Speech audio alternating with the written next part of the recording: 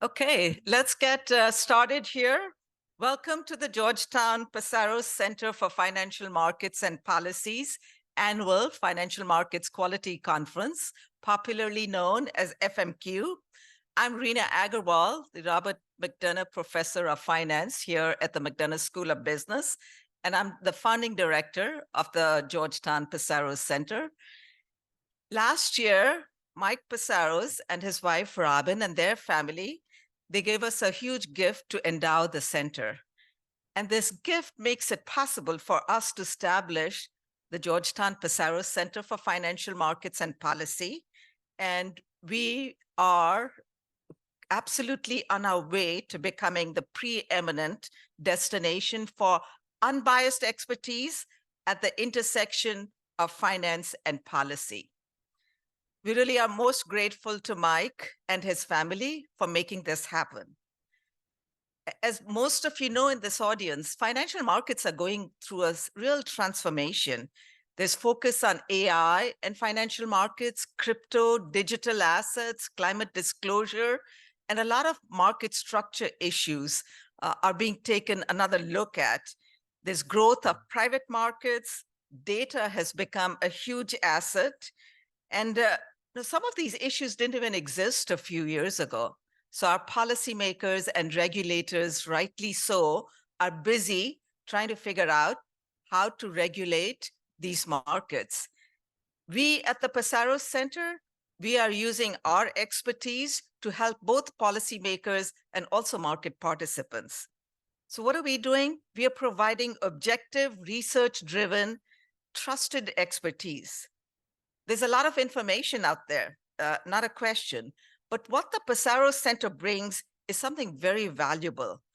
And we are an intellectual, honest broker. We are driven by research. We are a facilitator. We are an educator for practitioners, policymakers, and the wider community. I think sometimes people forget that, the work that we are doing at the Pissarro Center, it has implications beyond the financial sector. The financial sector and Main Street are tied very closely together. For there to be innovation, jobs, economic growth, you need the financial sector to be working properly and efficiently.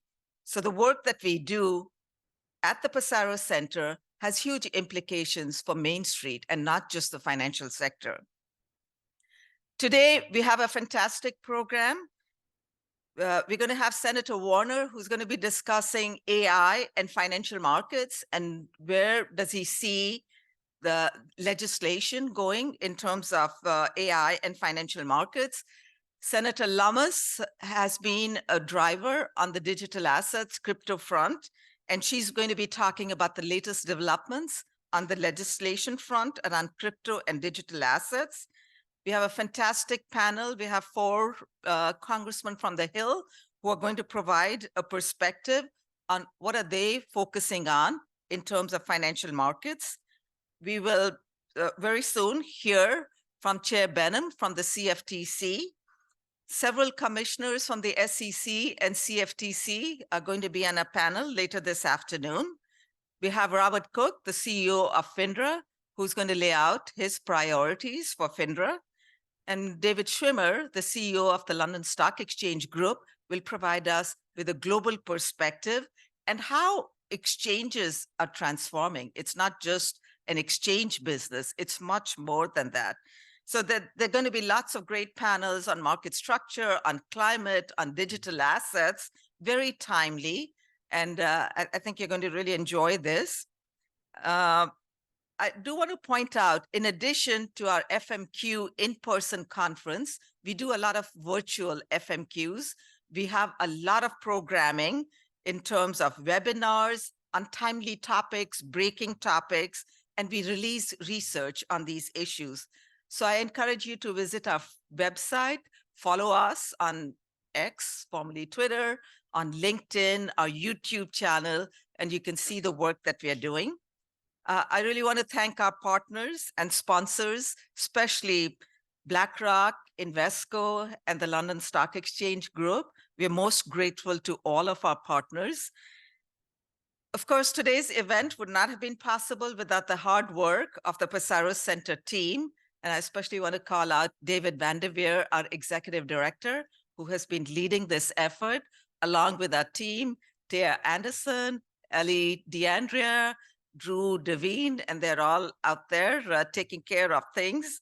But a huge thank you to our student workers, our student helpers, the marketing and communications team at the McDonough School, and Chris and folks from our tech center. But without further delay here, we're going to ask Chair Behnam and Emily Wilkins, the moderator, to come in. So thank you for joining us. And please engage with us at the Pissarro Center. We'd love to get your ideas about what you think we should be focusing on, what we should be doing. There's just so much to do. I've never seen anything like this in terms of policy making and regulation that impact the financial markets in such a huge way. So I think there's a huge need for a place like the Pissarro Center that's unbiased and that can serve as an educator in this space. Thank you for joining us today.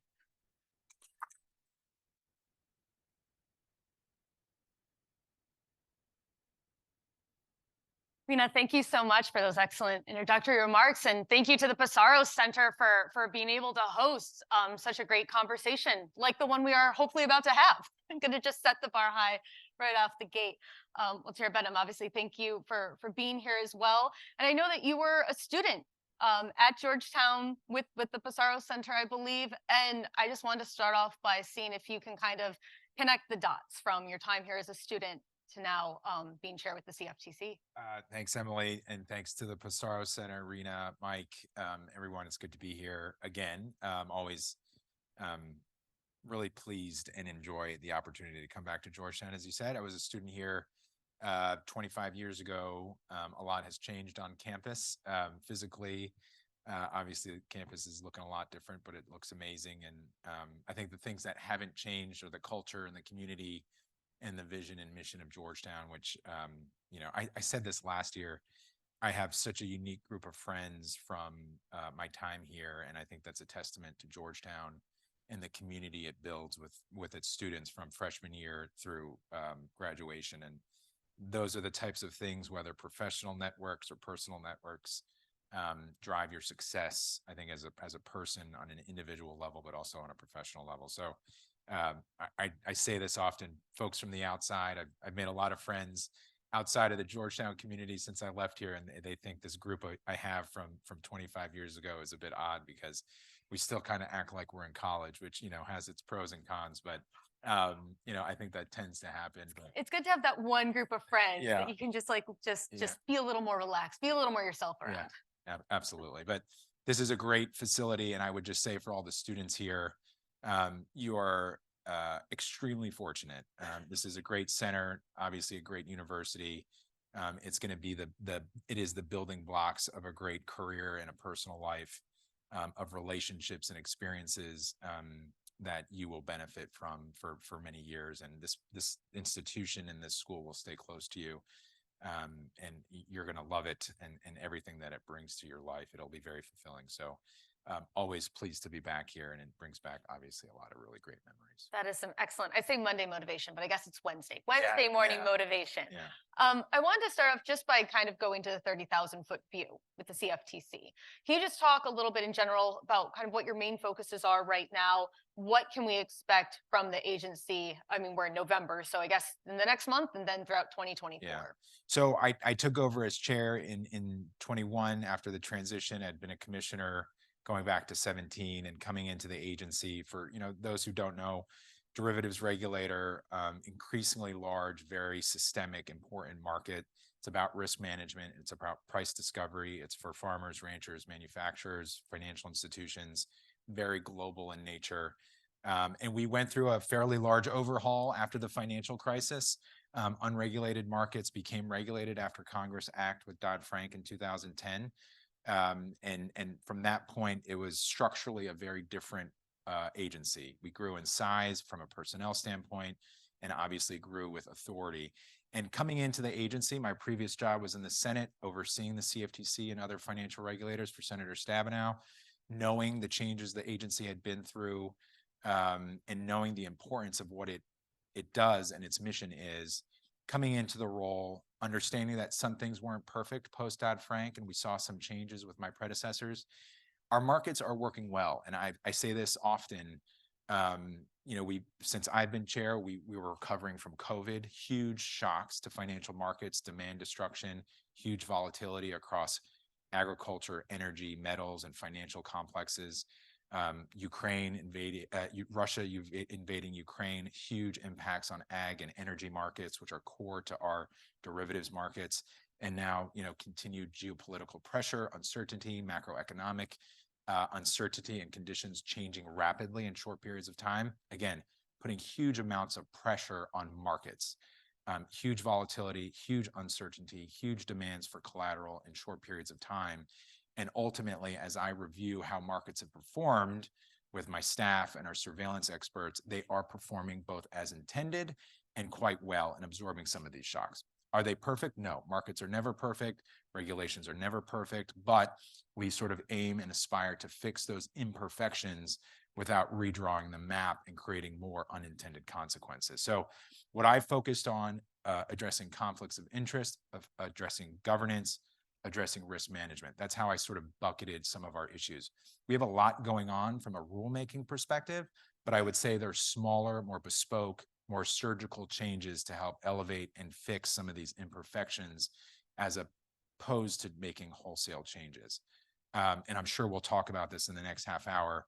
Another very interesting component of what we've been doing and dealing with at the CFTC has to do with sort of external changes to market structure and new market registrants, whether it's crypto, whether it's climate-related issues, and whether it's new products constantly coming to the fore that I think are innovative, are interesting, but in some respects conflict with existing law, conflict with risk management, and then to some respect, a bit subjective, conflict with policy and what we want to see out of these markets, why they were built 150 years ago, and what direction are we going to take them for the decades into the future? And that actually leads perfectly into my next question, because I know a year ago you were in front of a Senate panel about crypto, and you told them that they needed to move quickly on a regulatory approach.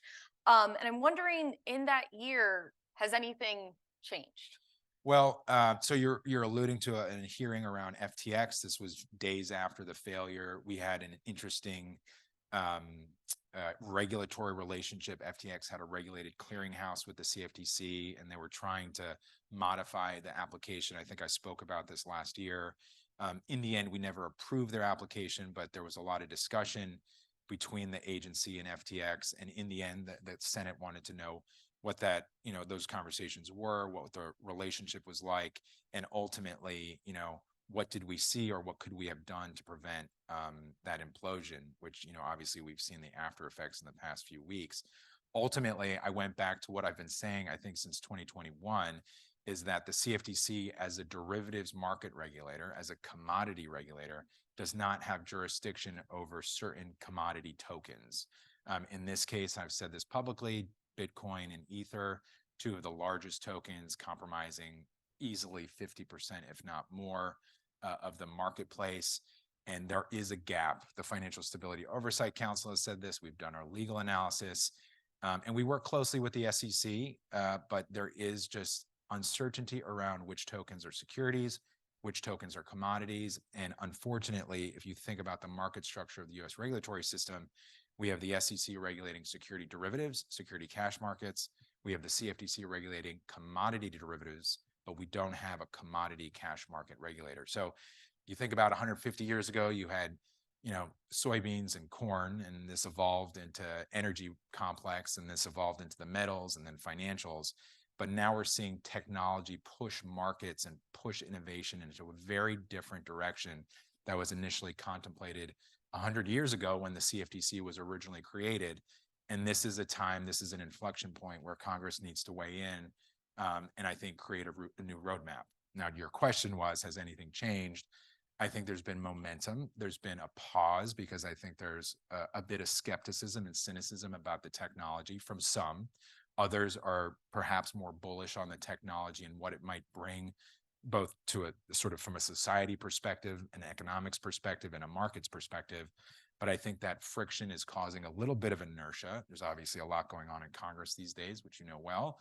And for those reasons, these bills have been caught, I think, a little bit in a holding pattern.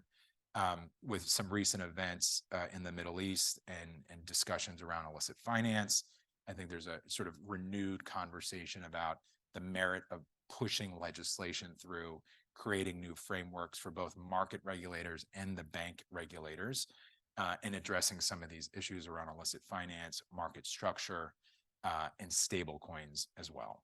And I'm happy to get into some of those bills, but I think I almost just want to ask you directly, could another FTX situation happen? Has anything happened in the last year that would sort of slow down the ability for that kind of fraud to occur again? So I vividly remember saying this with one senator a year ago, and, why didn't you do anything? And I said, Senator, I don't have authority. I don't have a view, a lens into this entity or these entities through registration, through surveillance, through, data reporting, these sort of core elements of market regulation.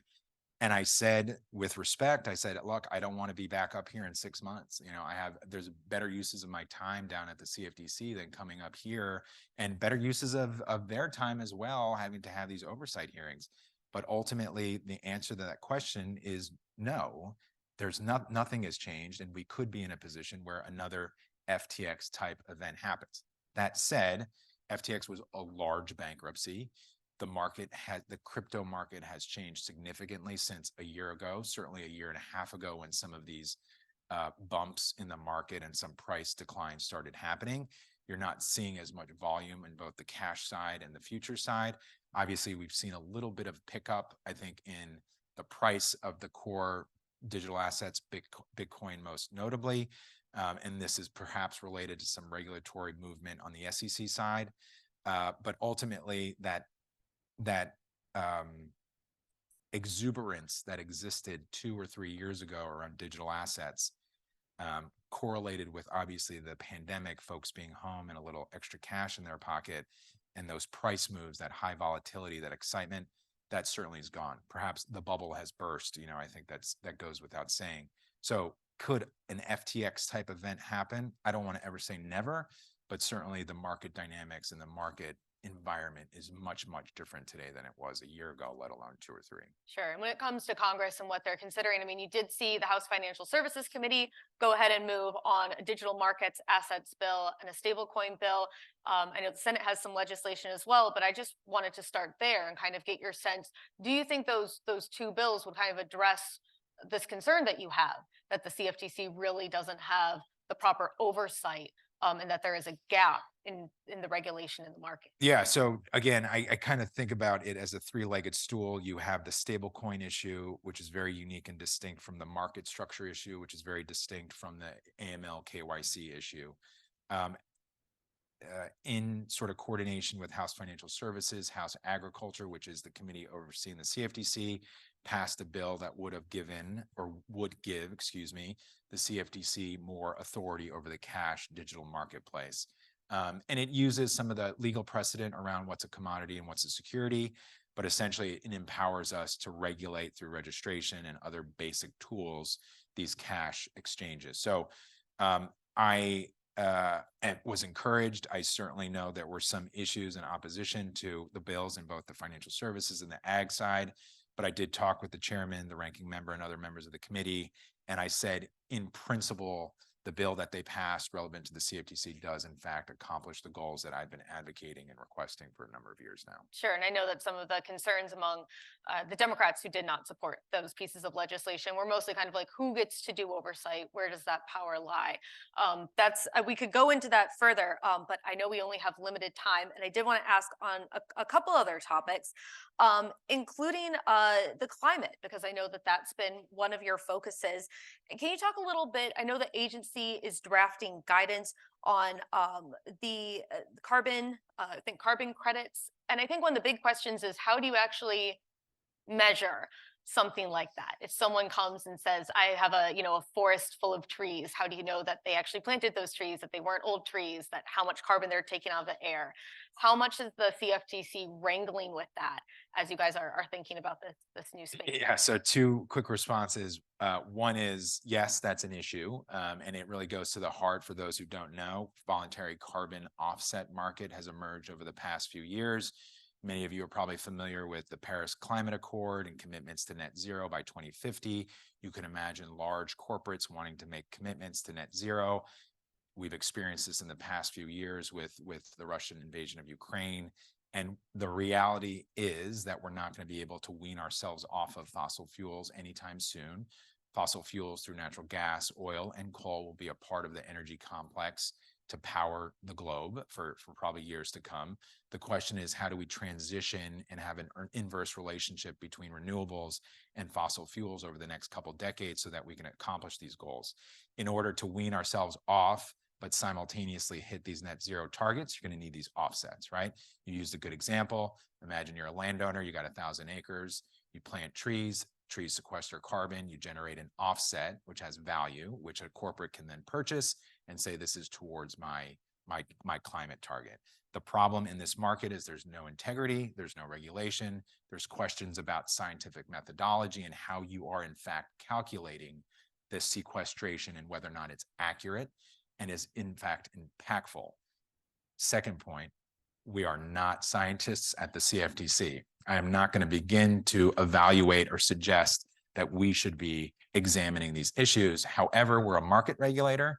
Naturally, markets will create price discovery, risk management, and what we've seen in this market is an ability for us to step in, create some baseline principles or requirements that we would expect of some of these registries that issue the offsets through our regulated exchanges, which list futures on carbon offsets. So without getting into the boring details, bottom line is we have registrants who list futures. Those futures reference underlying cash markets. We want to set standards for this market, elevate integrity, credibility, get more people involved, scale the market, and hopefully achieve these climate goals. And I'll ask quickly, do you know when we could expect to sort of see more details on this? My goal, and it's subject to commission approval, and hopefully we get the support from my fellow commissioners, is by the end of the month. But again, subject to commission approval. They just saw the document a few days ago, but hopefully we'll get a supportive vote. All right, we'll be on the lookout for that. I also wanted to ask, because when you started as chair, you began a climate risk unit. And I want to just see 2 years on, what have you learned through that unit? How has that kind of changed the way that you look at the climate impact on the markets? And what should folks really understand about what's going to happen with our changing climate? I think so. And I've done a lot of work on climate going back to 2020 and the Trump administration. I would say this, in this chair I have, sort of literally and figuratively, you got to pick your battles, you got to figure out what you can get support on, and you got to figure out what you can get done. The report and the work I did as a commissioner in the Trump administration outlined essentially the kitchen sink of issues as it pertains to climate change and financial market risk. What the outcome is and what I'm most proud of is we're at or on the precipice of finalizing guidance, which is as far as we can go with the statutory authority we have around voluntary carbon markets. If we can get commission approval, this to me will be at least a very large step in the completion of this arc of good governance, of convening individuals, institutions, academics, public interest, examining issues, asking questions, and figuring out what a regulator can do to support markets and building a coalition around that. So that's what I'm most proud of. There are things that I would love to do, but I also have to identify what's doable. If it's not doable, I have to manage my expectations, keep my powder dry, and use the capital where it's best utilized and most successful. So Sure. this is a step towards that. When it comes to climate and our divided government, there's certainly, some things that are possible and a lot of things that not to say make a pun and say the climate, but the climate's not there yet in DC. I also did want to quickly ask you about call sheet, because that's been a bit of an interesting storyline, and there's a proposal to really use the derivative markets basically when it comes to the outcome of elections and who's going to control. And I know that there's been a bit of back and forth, but I wanted to see if you could kind of talk in general about how you regulate some of these areas in conjunction with state and federal laws, and sort of how you think about that. Yeah, so this entity, Kalshi, is a registrant in the CFTC going back to 2019. They're a registered exchange. They have proposed to list event contracts, which are essentially binary options, up or down. Does an event happen or does it not, on elections? They submitted the request. They listed some contracts. The agency put a stay on the contracts, which means we essentially halted them. The commission in September made a decision to prevent the listing of political event contracts. They've since sued us, public information in the DC circuit. So that litigation is ongoing. I'm not going to talk about that, but ultimately this goes to a larger question about the law and what it permits and what it prohibits. One particular section of the Commodity Exchange Act says you can't list futures contract, a derivatives contract on anything related to war, assassination, terrorism, gaming, or anything that's not in the public interest or illegal. So the CFTC for many years has made an argument that election contract binary options are gaming and not in the public interest. So I will say this, and I've said this publicly, but to give you a little bit of flavor of what we're dealing with, you can imagine there are folks who think there are benefits from a data perspective and a risk management perspective to be able to hedge, quote unquote, elections. There are multiple reasons why I have concerns, and I think that's in violation of the law. But just to name one concern, and I think this would resonate with many, it has in the past, is we regulate derivatives markets, financial contracts whose price is derived on an underlying commodity. We don't regulate the underlying commodity cash market. Notwithstanding, one situation is if there's fraud or manipulation in an underlying cash market, we can bring an enforcement action. We're a civil enforcement agency. We've done this in crypto. We've done this in commodity markets for years. It's a very powerful tool, and it's one that's very logical. If there's manipulation in an underlying cash market, presumably that manipulated price will have a correlation to my regulated markets. I don't like that. So in this case, political event contracts, wagering on the likelihood, unlikelihood of a political outcome. We've seen what's happened in the past decade with respect to elections, around election fraud and whatnot. This actually goes back decades if you think about 2000 and a number of other issues around elections. If there are allegations of fraud or manipulation in an election, whether it's a local district in Iowa or any other state, you can imagine we then become an election cop. Because if there's a listed futures or a listed derivative on an election, and there's an allegation of fraud in that election, that fraud would presumably have affected the price or valuation of the listed future. And I don't think anyone in Congress, I certainly myself, and I can imagine maybe many of you don't think or would assume that the CFTC is an election cop. So a few things, steps down the road that I have the weight to bear on my shoulders to think about, perhaps others don't, but these are the types of things I think about when we think about our policy, our mission, and what we should or should not allow as it relates to policy. So probably for now, just save the betting on the election to beers in between friends and not with the derivatives market. Oh yeah, no comment on that, but we do have a number of open litigation things going on, so we'll see how those bear out. And I know that we do have a few questions, time for a few questions from the audience. So if anyone has a question for the chair, if you want to raise your hand, I think we've got folks with mics going around. And I am squinting. Oh, great. Perfect. We have two mics right there, so feel free to step up because I think we'll have time for one more. Firstly, thank you for coming, Chair Behnam. Really appreciate it. My question is around kind of the risks associated with the crypto space. As a senior here in the business school, peers of mine are thinking about entering it professionally. How should they think about the risks, the regulatory risks associated with starting full-time at a crypto or crypto-related company? Specifically in considering the lack of direction from Congress? Look, it's a great question. You have a huge amount of opportunity ahead of you. On the one hand, I would say take risk and understand that you are being trained in an amazing way, bar none, second to none globally. And if things don't work out, things have not worked out for me in 25 years since graduation. You'll pivot, you'll find your way. That said, it's a very important question. And as you sort of evaluate what's ahead of you and what's an opportunity, I would say, you know, regulation will come in this space eventually.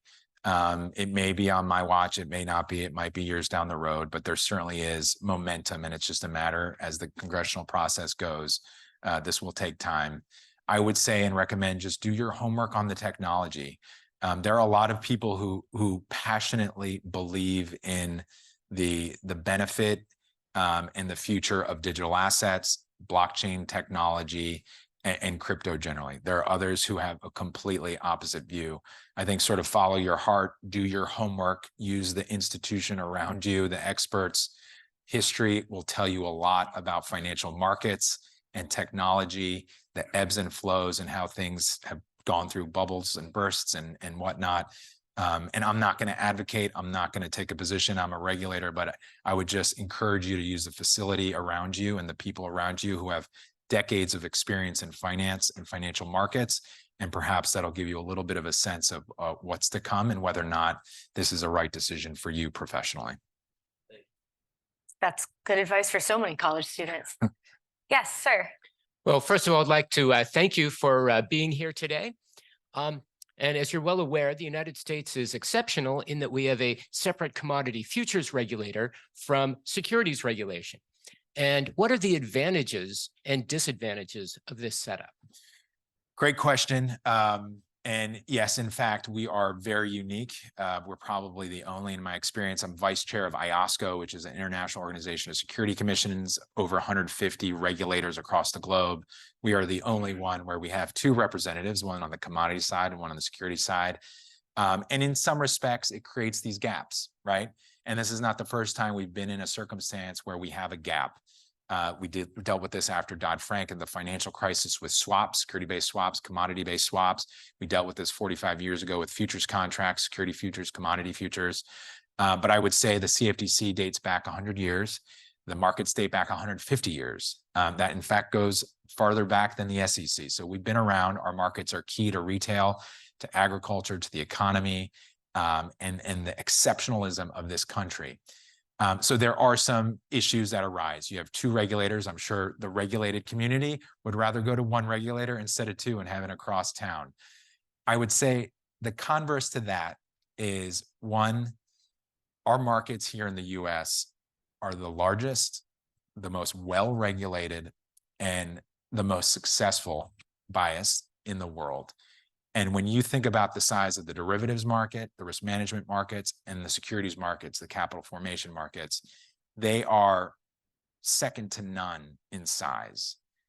Obviously, some G7 jurisdictions come close, but standing alone, the size of my markets are so large and so impactful on the global scale that the idea or notion that we would be, and this is a practical reality. The SEC has 4,000 plus people. I have 1,000. Their budget is about 8 times the size of mine, and for good reason. This is a retail-oriented regulator that has a huge swath of constituents, from investment managers, IPOs, broker-dealers, retail investors, and whatnot. We have a much more institutional-oriented agency, but a huge market that we oversee. So my concern would always be, and this conversation happens every time there's a crisis, 2008, it even arose a little bit last year. Why do we have two market regulators? We should have one. But my experience as a commissioner and as chair, given the importance of our markets to the domestic economy and domestic success and the size of the markets, it's really imperative to have two. The SEC has a lot going on. We have a lot going on. The idea that you would mix and mash these markets and have a single commission overseeing both, I think would create further inertia in getting policy done, getting it quickly, being reactive, and continuing, again, the exceptionalism of our financial markets. Well, certainly a lot of fascinating things happening in this area. I believe that's it for time. Chairman, thank you again so much for coming. And thank you so much to the Pissarro Center for hosting us and having this excellent conversation today. Thank you all. Thank you. Thanks again.